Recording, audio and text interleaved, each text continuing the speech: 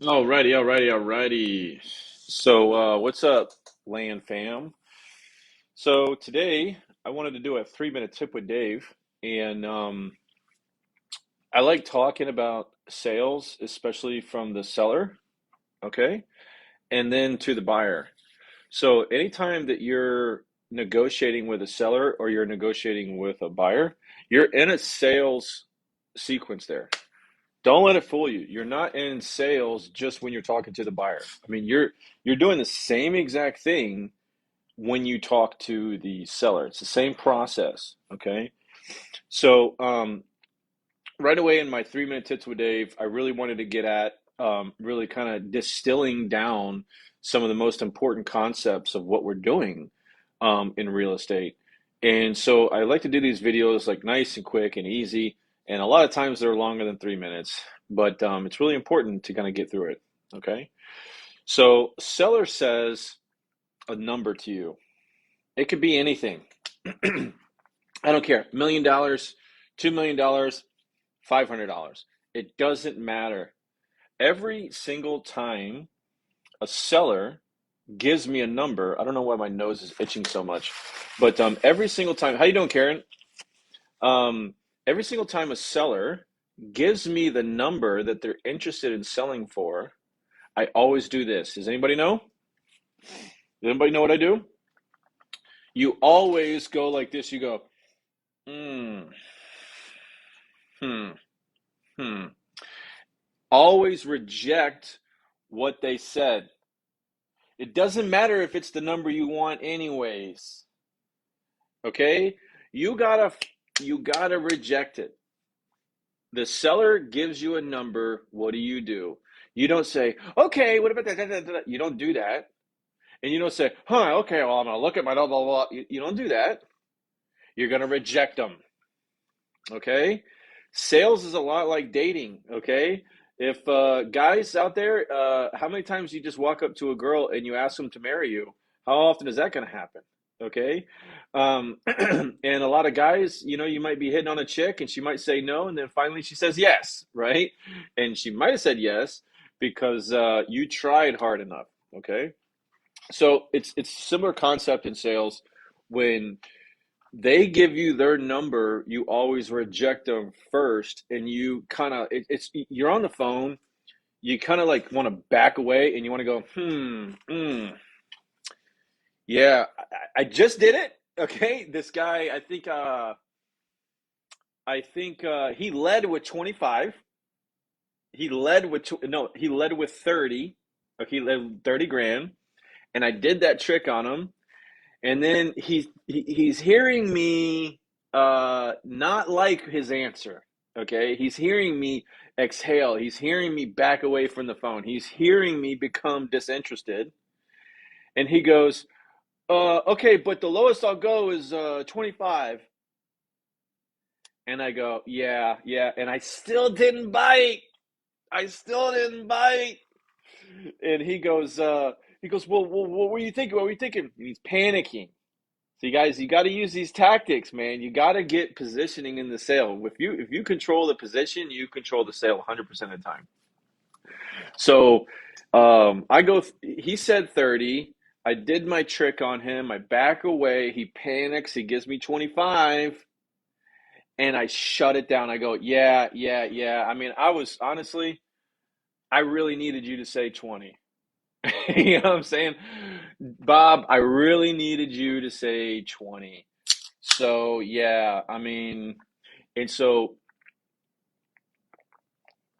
that third thing I did was I kind of renegotiated. I don't really typically advise to do that on the first call, but I do. If you get more experience, you get more confidence, you can renegotiate back and forth, right? So what I did was he started at 30. I moaned and groaned. He was pitching 25 to me. And then I shut it down, and I shut it down here at this level right here. So I know I needed to fight over 5 grand. This is the fight. The fight, guys, is not the 25 grand. This is not the fight. The fight is the 5 grand between the 20 and the 25. Does that make sense? This is the fight. So now you're fighting over that. Does it make it a lot easier to negotiate with somebody when you're fighting over 5 grand compared to 25,000? Okay. So the concept is all the best closers. Karen got it. Okay, good. I'm getting some good comments in here. Karen says got it. Okay. So all the best closers in the world, I think I'm one of them. All the best closers in the world, they have a strategy and they're walking you through this funnel. Okay. And it's like a staircase, man. You know, if you're walking down a staircase, you don't want to walk back up, and it's a lot harder to walk back up it than to walk down it. Okay. So I walked him down that staircase, and so now I got him at 25. I know I'm gonna get him at 20. So what I start to do is I start to value add everything at 20. So I'm explaining my position at 20. So now we are negotiating, okay? And you don't want to negotiate unless you know what the hell you're talking about. You don't want to negotiate unless you know what the hell you're talking about.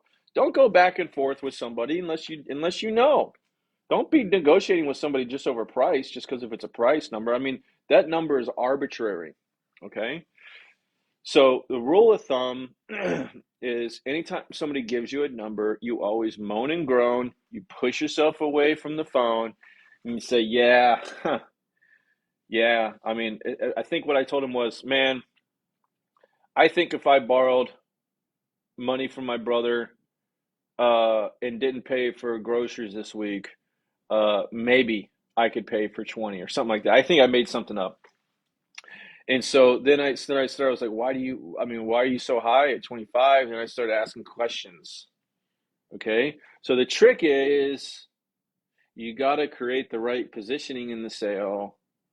And I'm a buyer at that point, right? So I just really wanted to express it's the similarities of when you're negotiating to a seller and you're negotiating to a buyer, you're using the same concepts. It's the same concepts.